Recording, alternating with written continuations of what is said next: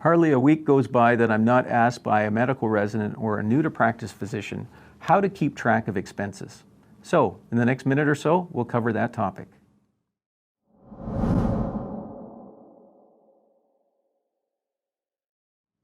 There isn't a week that goes by that I'm not asked by a medical resident or a new-to-practice physician how to keep track of expenses. I'm not talking about what documentation to keep. I'm talking about how to actually tally up the amount of expenses that you are incurring. You will have seen in another video on the documentation itself required by Canada Revenue Agency that I talk about how to keep track of those receipts themselves. But what I want to speak to you about is how to actually keep track of the totals. It's one thing to have the receipts, but then the question is, what's the total of the receipts? And so the reason that I am such a strong proponent of using a credit card is for not only keeping track of the items themselves on a credit card statement, but also the functionality that banks and credit card companies now offer you. I oftentimes encounter medical residents or physicians who have gone to incredible amounts of detail recreating information that's already captured by the bank. And so what I suggest to people is use a credit card, because all of the data that is encased in a transaction is already captured by the bank itself. And now the functionality of your credit card website enables you to download that transaction and capture all of your transactions without you having to recreate what's already been created. So you'll see on screen the sample of our revenue and expense spreadsheet. What I'd like you to do is this.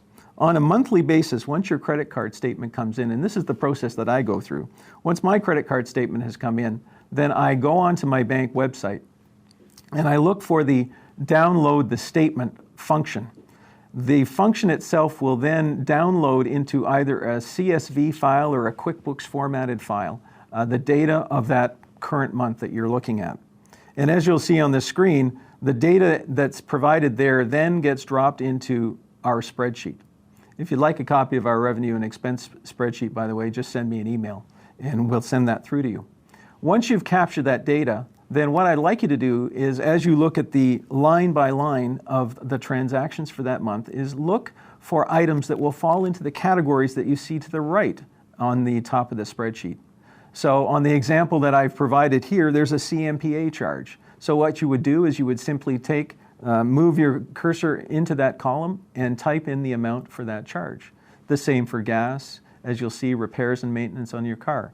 Now, not every item on that month's activity is going to be of a business nature. So you only want to look for those items that fall into the category and then leave the rest of them.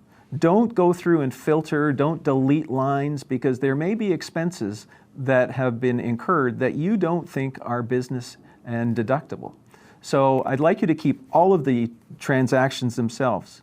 So month number one comes along, you go onto your credit card website, you download the data, you copy the data from the spreadsheet that's been created, and you put it into our spreadsheet. Go through, look for the items that fall into the category that are on the right, and then move on. The next month, the same process. You get your credit card statement sent by email, you open it up.